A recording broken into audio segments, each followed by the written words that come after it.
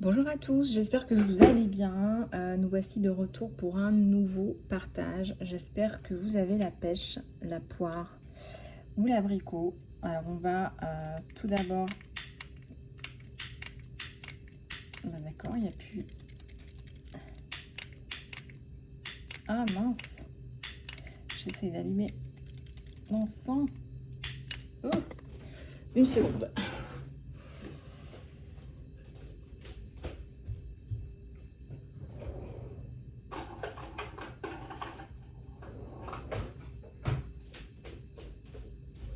Excusez-moi, j'allume mon encens. Oh, ça fait trop chouette la flamme là dans la vidéo, c'est magnifique. Purification par le feu. Allez, je demande que... Oups, non, que cette guidance soit protégée et que les personnes qui regardent cette guidance soient protégées et que je sois protégée de mon livraison de ces messages, s'il vous plaît. Merci, merci, merci. Et je transmute toutes ces énergies toxiques dans la flamme violette de transmutation, s'il vous plaît. Voilà, donc ça, c'est fait. J'aurais dû le faire avant, mais le mardi, c'est terrible. Je me mets plein de choses à faire le mardi parce que j'ai plus de temps. Mais en fait, après, ça devient... enfin bref, j'ai trop de choses à faire le mardi. Ça devient la course, en fait. Voilà, ça devient la course. Alors, bon, en tout cas... j'ai prévu de me reposer le week-end prochain. Voilà, mais la semaine va être pas mal occupante, on va dire. Donc j'espère que vous allez bien, j'espère que vous avez la pêche. On va regarder ensemble les énergies générales et le côté sentimental également. Et puis je suis en train de relire ce bouquin qui est vraiment chouette, c'est Les parents toxiques de Suzanne Forward. J'adore sa façon d'expliquer. D'ailleurs, c'est ce que je voulais faire aussi, je voulais prendre des témoignages et expliquer en même temps. Prendre des témoignages et expliquer, c'est un peu ce qu'elle fait. Elle parle des parents toxiques, mais moi je le lis, c'est plus pour m'inspirer du point de vue des enfants, du point de vue de la construction mentale des enfants quand ils ont été mis en contact avec des parents toxiques et voir comment on peut déconstruire les mauvais schémas et repartir sur de bonnes bases, puisque c'est possible. Ça parle de plein de choses et notamment ce qui m'a interpellée, c'est elle parle beaucoup dans les violences et violences quelles qu'elles soient, hein, violences, y compris violences sexuelles malheureusement. On nous parle du partenaire silencieux, c'est-à-dire que c'est pas le couple agresseur-victime, c'est le parent silencieux, celui qui assiste et qui ne fait rien. Et je trouvais que c'était intéressant de regarder un petit peu comment, quelle était la relation entre l'enfant et le parent silencieux. Parce que je ne sais pas ce qu'il y a de pire. Je crois que avoir un parent qui ne fait rien, qui assiste à la violence, aux scènes de violence, qui est témoin et qui ne fait rien, enfin voilà, ça génère énormément de colère en fait chez les victimes, les enfants victimes. Ça génère énormément de colère, d'incompréhension, ou inversement, on va un peu idolâtrer le père ou la mère qui ne faisait rien parce que il était impuissant, il ne pouvait pas, vous imaginez, il a fait tout ce qu'il a pu. Non, à un moment donné, il faut reconnaître, pour pouvoir avancer dans ta réflexion, dans ta reconstruction, il faut que tu reconnaisses le parent défaillant qui n'a rien fait pour que tu puisses... Je vais éteindre l'encens, le bâton d'encens,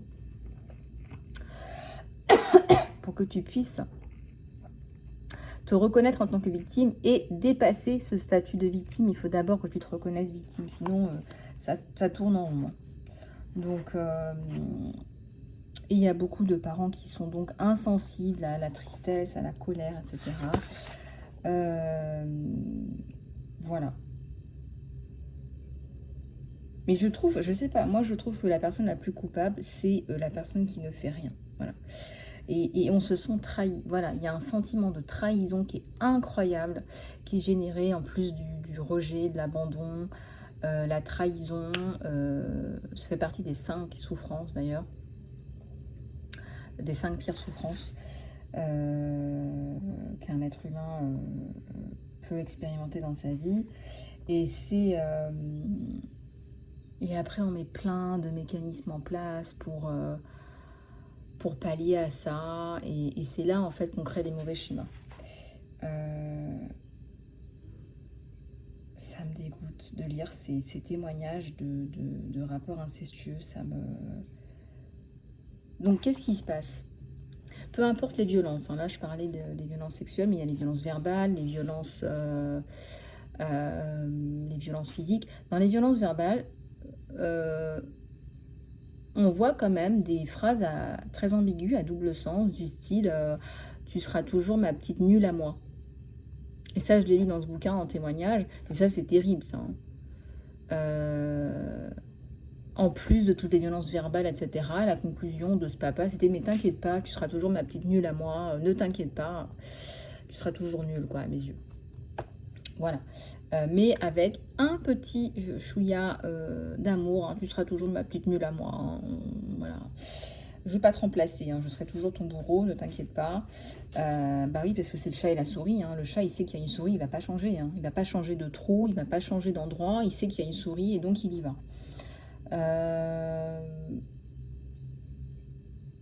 Les victimes prennent la culpabilité, prennent le dégoût, prennent les ambiguïtés, les confusions, le sentiment de si je suis traitée comme ça, c'est certainement, puisque l'enfant idéalise le parent, c'est son premier, ce qu'on appelle le premier caregiver, c'est la première personne qui s'occupe de lui, et donc l'enfant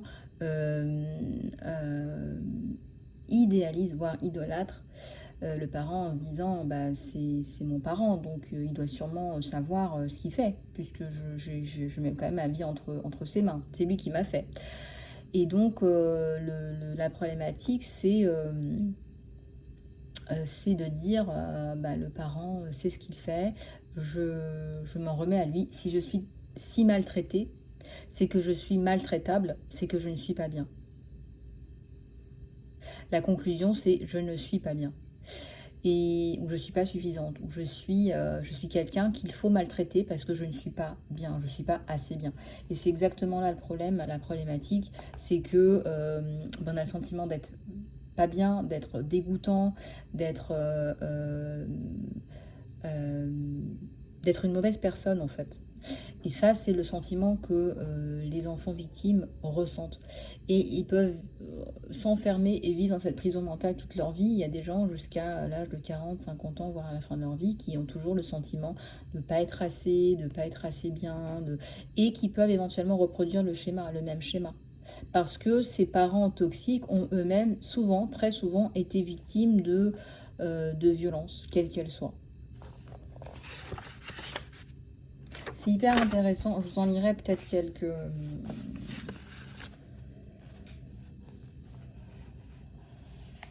C'est ça en fait, l'enfant n'arrive pas à poser de limites parce qu'il n'a pas la force physique et mentale de poser des limites. Et donc du coup, bah, il se déteste en fait. C'est un processus d'autodestruction qui est phénoménal. Je ne sais pas me défendre, je suis impuissant, je suis désespérée, je me déteste. De toute façon, regardez ce qu'on me fait, c'est forcément parce que je ne suis pas quelqu'un qu'on peut aimer, mais surtout je me déteste parce que j'arrive pas à me sortir de là, j'arrive pas à mettre des limites. Et c'est normal, en même temps. La problématique après, c'est le silence qui est imposé aux enfants victimes, elles n'ont pas le droit de parler. Et c'est souvent des règles qui sont mises en place comme ça. Par l'enfant aussi, par le parent, pardon, le parent silencieux. C'est souvent le parent silencieux qui fait comprendre à l'enfant qu'il faut qu'il se taise. Sinon... Tiens, sinon quoi d'ailleurs? Bref, il y a pas mal de choses intéressantes là-dedans. Après, c'est vrai que parfois c'est un peu simpliste, ces analyses. Contrairement à Stéphanie Ayuso. Alors, je ne sais pas si vous connaissez Stéphanie Ayuso, elle a pas mal travaillé sur les émotions, par contre, elle. C'est un bouquin que j'avais acheté il y a longtemps, Tristesse, Peur, Colère. Mais elle, par contre, elle a fait une analyse qui est... C'est un peu trop ma stock dans ce bouquin. Il y a beaucoup de schémas comme ça, de tableaux, etc. C'est un peu indigeste à lire. C'est un bouquin que je consulte, mais... qui se lit pas comme un roman en fait. Et là, ce qu'elle arrive à faire, Suzanne Forward, C'est vraiment, on peut le lire vraiment comme un bouquin à lire sur la plage, quoi. Donc ça, c'est hyper intéressant. Et c'est hyper intéressant en même temps, quoi. Voilà, il y a plein de choses. Il y a l'instrumentalisation de la religion pour pouvoir soumettre les enfants. Enfin, il y a plein de choses comme ça. Il faut bien séparer les choses. Et le parent qui veut abuser, il utilisera tout ce qu'il a sous la main pour abuser, en fait.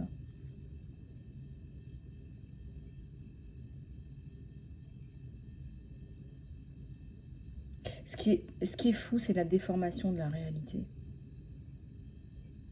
Souvent, ce qui se passe, c'est que le parent silencieux, qui est loin d'être bête, hein, c'est pas parce qu'il est silencieux qu'il n'a pas compris ce qui se passait, il sait très bien ce qui se passe, il est témoin, il est complice, en fait, tout simplement. Ce qui se passe, c'est que il y a une dynamique qui se met en place et l'enfant, il est victime 2 fois. Il est trahi 2 fois, il est victime 2 fois. Et alors je ne dis pas que le parent silencieux n'est pas victime, le parent silencieux est très souvent victime aussi, hein, certainement victime de violences, de perversion narcissique, de soumission, ça peut être verbal, ça peut être économique, ça peut être plein de choses.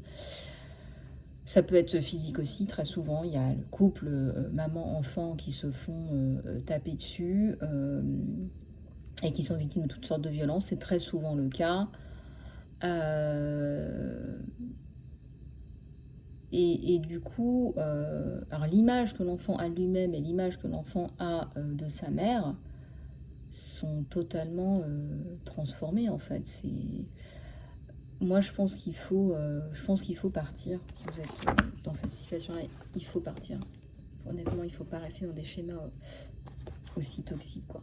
Alors, ils disent les parents toxiques. Moi, j'aurais mis les parents violents, en fait. Hein, parce que les parents toxiques, moi, je trouve que le mot est faible. Hein. Moi, je trouve que le mot est faible. Hein. Ok, allez, on va regarder la guidance générale. Qu'est-ce que je vais prendre? Bon. Tac, tiens, je vais prendre ça. Ça. Je vais allumer un peu la clé, il fait chaud.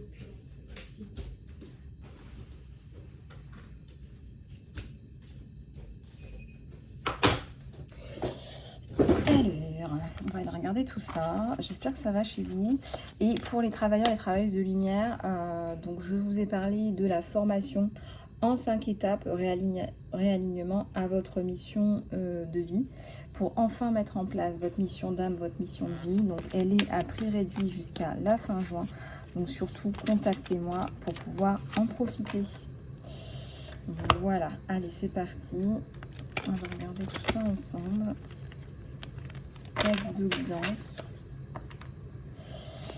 La guidance. Allez, c'est parti.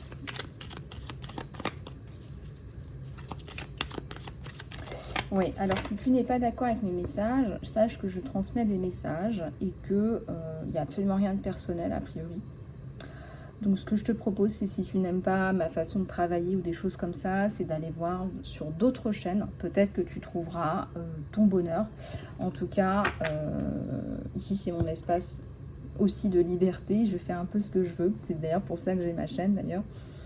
Et donc, c'est comme ça ne changera pas. Mais par contre, tu peux aller voir ailleurs s'il n'y a pas quelque chose qui pourrait plus correspondre à tes attentes. Parce que ça, j'en suis persuadée que tu en as besoin par contre. Alors, regarde, il y a une rencontre là. Donc, c'est plutôt sympa. Ça peut être une rencontre amoureuse comme une rencontre dans le cadre du travail. Donc, regarde un petit peu comment ça résonne avec toi.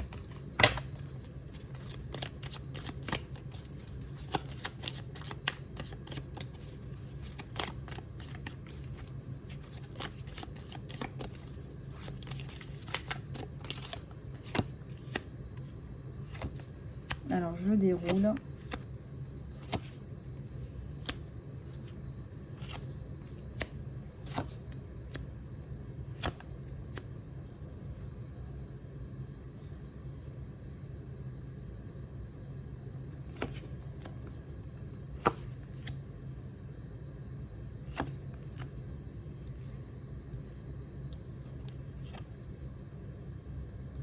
Il y a la protection.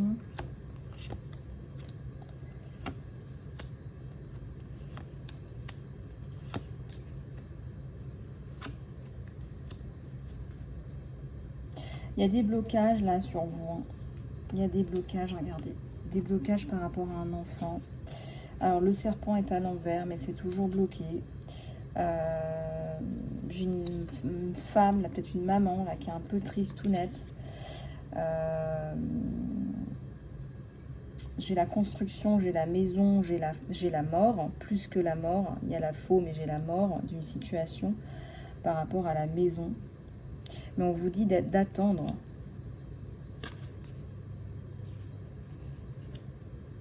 On vous dit d'attendre plus d'informations, là, s'il vous plaît.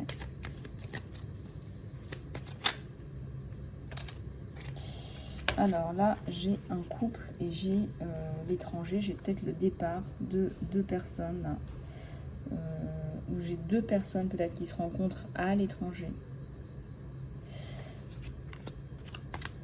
Et j'ai la protection sur ces deux personnes.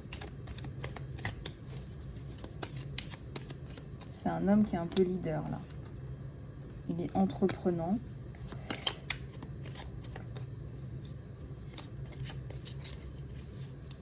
C'est quelqu'un qui la met en sécurité. Regardez, il y a la maison derrière. La fin des problèmes malgré tout. Hein. Ça paraît comme ça long. C'est ça le truc, c'est qu'il y a la notion de temps, de lenteur.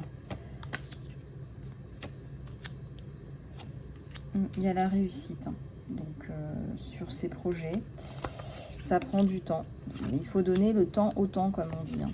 J'ai la stabilité, le soleil est la clé. Et ça passe par un homme. Ben oui, comme quoi on a tous besoin des uns et des autres. Hein. Depuis quand est-ce que les femmes peuvent vivre seules? Une fleur, elle a besoin de sa terre, de son eau, pour être bien et belle.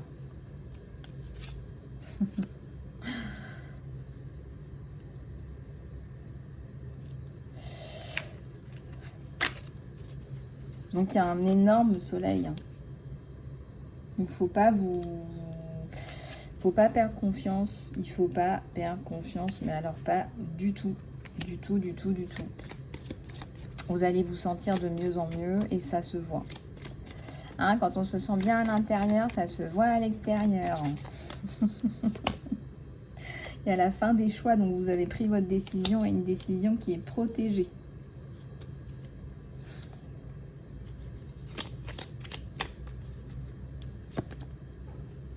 Il y a un message là, il y a une information importante par rapport à quelqu'un qui vous faisait du mal ou qui vous voulait du mal, mais qui est à l'envers, c'est fini, c'est fini. Les forces du mal là sur vous, de toute façon il y a le soleil hein.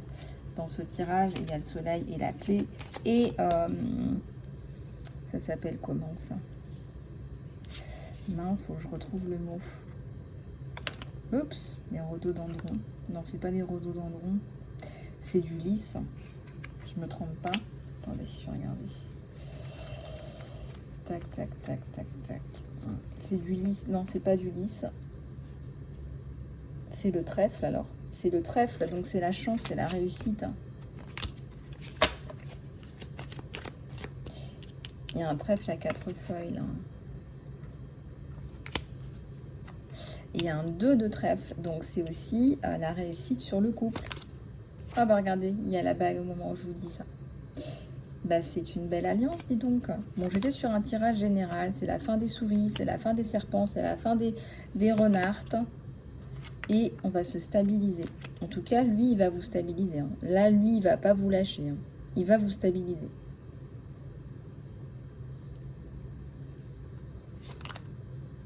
Fin des problèmes, fin des nuages. Demandez la protection, là. Hein. Demandez. Hein. Demandez la protection sur les petits problèmes. Vous allez l'avoir. Regardez, il y a le soleil, encore une fois, à la coupe sur ces petits soucis. Vous pouvez faire le verre d'eau. Je trouve que ça marche pas mal. La technique du verre d'eau. Comment vous dire? Vous écrivez, d'ailleurs Luc Baudin, il en parle aussi sur sa chaîne. Vous écrivez votre petit problème, bobo, machin, sur un papier. Vous mettez un verre d'eau par-dessus, avec l'intention que ça se résolve. Vous pouvez visualiser aussi votre souci qui est résolu. Et puis vous laissez, et puis vous allez voir que ça va se décanter dans les jours, dans les semaines. Voilà, vous allez voir, ça fait son effet. Puis l'eau se trouble aussi, hein, chose que la science ne peut pas expliquer. Vous changez l'eau tous les 2-3 jours à peu près. Vous ne buvez pas l'eau, surtout pas. Vous ne jetez pas l'eau dans votre évier, vous jetez l'eau dans les toilettes. Voilà, vous tirez la chasse d'eau et vous rincez votre verre et vous remplissez votre verre d'une eau neuve et vous la remettez sur le papier avec le petit problème à régler. Voilà, je vous souhaite tout le meilleur en espérant aussi que ça marche. Et oui, c'est un travail énergétique avec une intention. Voilà, donc formulez une intention que ça se résolve.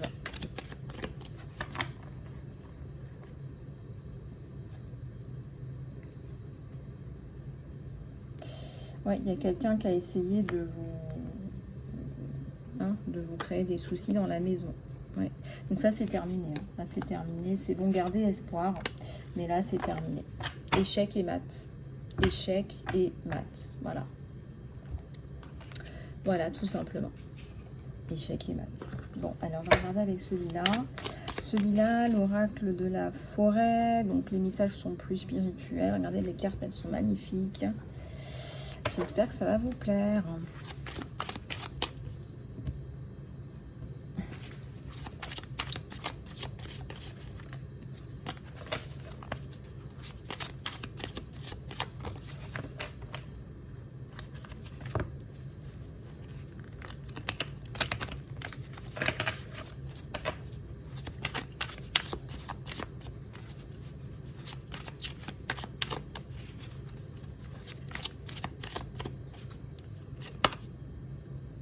Bah écoutez, moi ça me parle de la mort, ça me parle d'un passage à autre chose.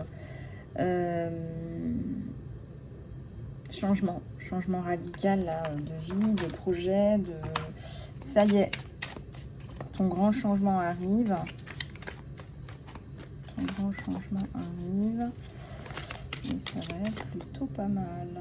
Alors attention, parce que la dernière fois que j'avais bougé ma caméra, je l'avais éteint. Donc je fais attention. Hop. Oh, regardez l'épanouissement, la carte de l'épanouissement, les caducées, hein, les serpents, ton kundalini. Tu es peut-être bien aligné, tu fais des soins, tu prends soin de toi, tu travailles sur tes énergies et ton niveau vibratoire augmente. Moi, ça me parle de guérison. Ça me parle du feu, je ne sais pas si ça te parle et comment ça peut te parler, guérison par le feu, travail de purification par le feu. Peut-être que tu as besoin de brûler des bougies, de l'encens, de nettoyer, de purifier chez toi.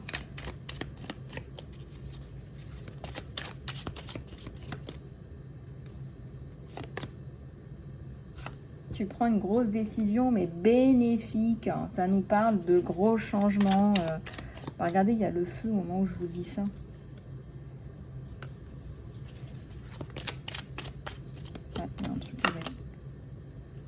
L'instruction, peut-être que tu t'occupes de jeunes, de ta famille, peut-être en priorité, mais aussi d'autres jeunes. Peut-être que tu accentues un peu tes actions par rapport à ça et que pour toi c'est important.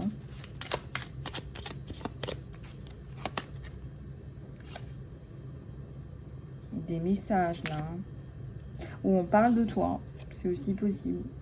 On parle de toi, de ta situation sur ton glacier, là. On va venir te le réchauffer, ton glacier, tu vois. Il y a une décision, là, qui va venir te réchauffer ton glacier. Nouveau départ. Dans ta recherche, dans ta quête spirituelle, etc. Ici, on te parle d'un nouveau départ sur beaucoup d'aspects de ta vie et tu prends les bonnes décisions. Tu prends des décisions qui sont en rapport avec des choses qui sont plus saines pour toi. Je ressens des décisions qui sont importantes, mais qui sont saines et sauves et sûres.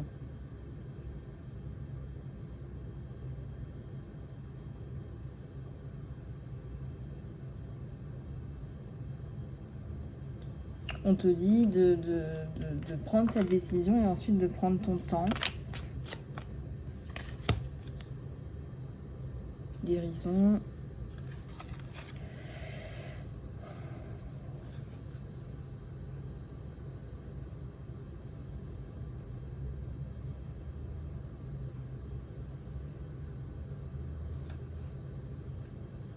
Vous avez besoin de prendre soin de vous, là, hein. Pour beaucoup de personnes, vous avez besoin de vous rééquilibrer énergétiquement. Si tel est le cas, contactez-moi. Je fais ça à distance aussi. Ça me parle aussi de guérison par les plantes. Hein. Ça me parle de naturopathie, d'homéopathie. Tu n'as pas besoin d'ingurgiter des produits chimiques à partir du moment où les plantes peuvent faire leur travail. Hein. Hein, les plantes, une plante, ça vit, hein, ça a une fonction. Ton exploitation, ta fatigue par l'exploitation, par le travail qui n'est pas, regardez, ça casse, hein, par le travail qui n'est pas reconnu, mal rémunéré, tu es fatigué psychologiquement, ça tire là, hein, sur ta santé, ça tire énormément. Et là on a le loup, le chef de la meute. Le loup, c'est aussi un animal que j'avais vu en travail énergétique. C'était pas de l'hypnose, hein. C'était pas de l'hypnose, mais le chef de la tribu. Qu'est-ce qui fait le loup? Le loup, il arrive à voir les forces dans chacun des loups de la meute, de sa tribu. Il voit les forces et il place les personnes en fonction de leurs forces. Il ne travaille pas sur autre chose que les forces. Parce que les faiblesses, on en a tous. Ce que tu veux potentialiser là-dessus, non, ça ne sert pas à grand-chose. Donc, table sur tes forces et c'est là où tu vas pouvoir avoir un vrai rôle à jouer.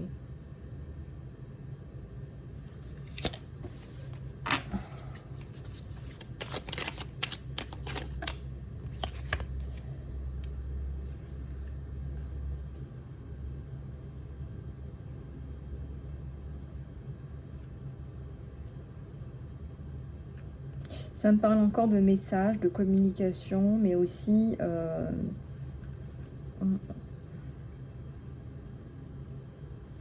ça me parle d'une célébration, là, éventuellement.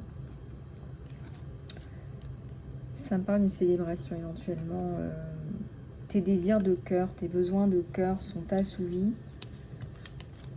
Alors, est-ce que ça fonctionne? Est-ce que ça marche, hein, cette grande décision-là? Est-ce que ça marche?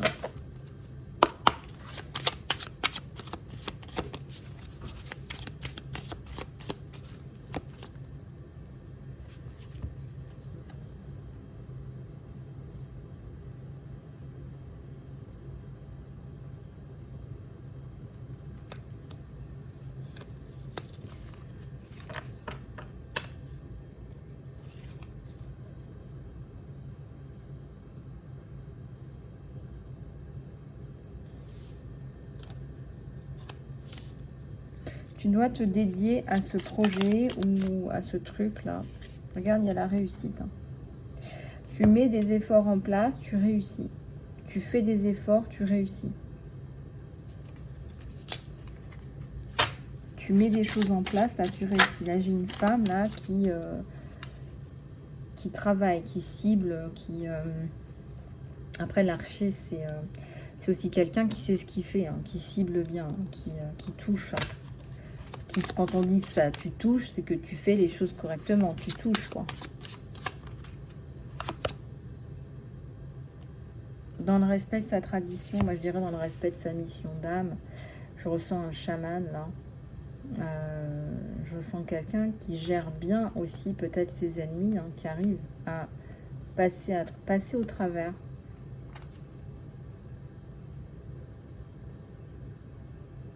Et puis, il y a l'emblème, là, du cerf. C'est aussi la dignité. Hein. La dignité, le respect. J'ai une alliance, là. J'ai le soleil. Tu as besoin de soleil.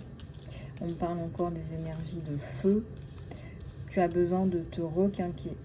Donc là, tu as besoin de vitamine D, tu as besoin de prendre soin de toi, tes énergies peuvent être basses. On te dit que ce que tu fais, ça fonctionne. À partir du moment où tu mets des efforts, tu as quand même une carte de joie.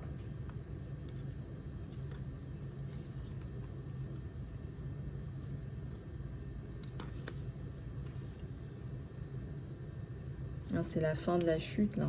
J'ai la carte de la réussite, de la joie, de la coupe, la communication. Tu renais, hein, tu renais à la vie, hein, tu reviens à la vie. Je ne sais pas où tu étais, mais tu renais, là.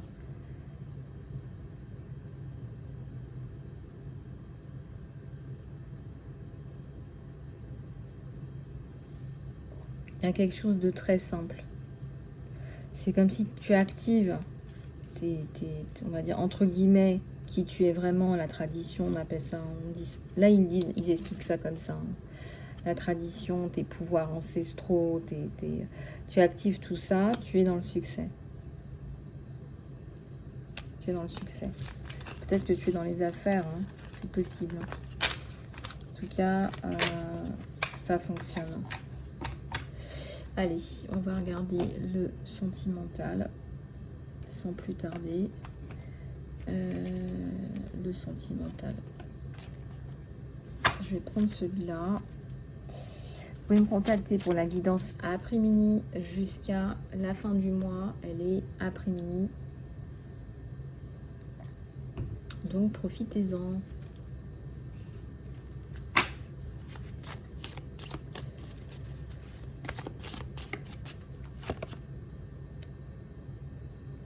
Alors, on vous dit que vous êtes très bons amis et que c'est un élément important dans votre relation, que vous vous faites confiance, vous êtes complices, vous vous ressentez et c'est important pour vous. Alors, il y a des choses qui sont un peu déguisées dans cette relation. Alors, pourquoi est-ce que c'est comme ça? Il y a une connexion physique. Rien que ça. Il va vous dévorer. Hein. Ah, il y a une proposition. Votre romance évolue en fait, tout simplement. On vous dit de faire confiance, on vous dit que vos rêves deviennent réalité. Ayez confiance, votre arc-en-ciel va arriver. Regardez-moi cet arc-en-ciel sur les deux tourtereaux. Et ça, c'est sur la carte du côté un peu caché de cette relation. Alors, je ne sais pas ce que ça évoque pour vous. Deux âmes sœurs.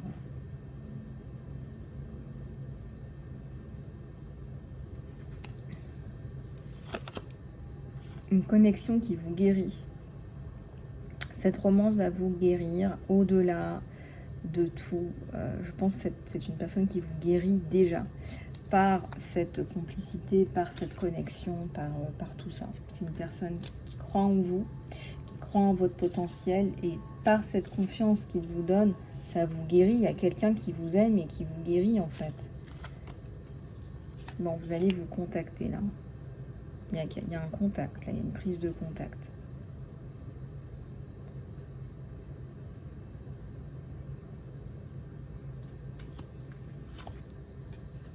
Mariage.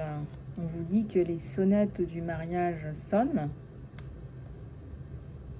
C'est magnifique. Hein. Regardez comme il vous couve. Cette personne vous couve en fait. Son cadeau. Voilà. Vous êtes son cadeau. Il vous couve, il vous chérit, il vous couve.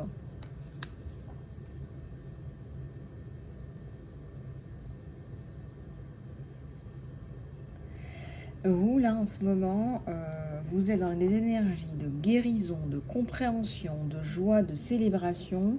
Et à côté de ça, au niveau du sentimental aussi, c'est la concrétisation et c'est aussi la guérison.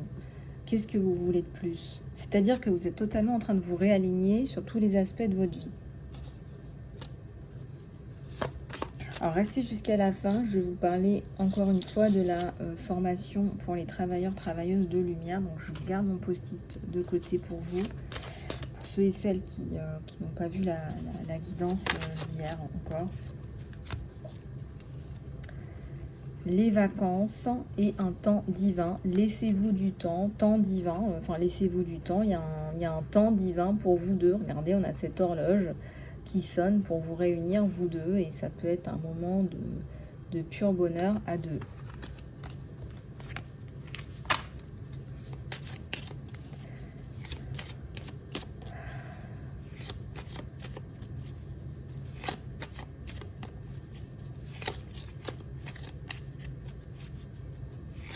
Vous manifestez la bonne personne, on vous le dit. Hein.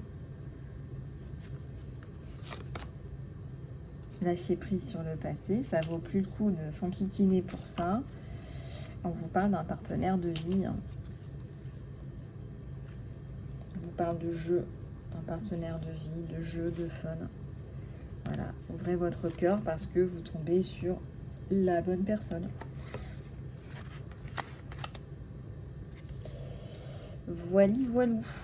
Bon, bah écoutez, j'espère que cette guidance vous aura plu. Je vais juste revenir sur la formation réalignement à ta mission d'âme, mission de vie, pour travailler sur tes peurs, sur tes pensées limitantes, ce qui t'empêche d'avancer vers ta mission d'âme.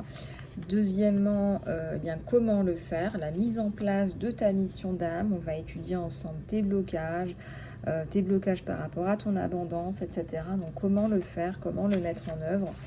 Et enfin, le développement de façon durable de ton activité en alignement avec ta mission d'âme, avec ta stratégie de communication, de positionnement, via les médias, les réseaux sociaux, entre autres.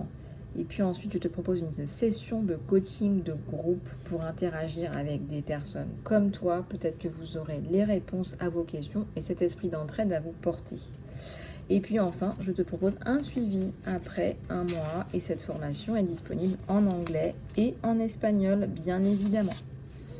Voilà les amis, bah écoutez, j'espère que cette guidance vous aura plu. Je reste à votre disposition sur email isalove@gmail.com. Prenez soin de vous et je vous dis à très bientôt.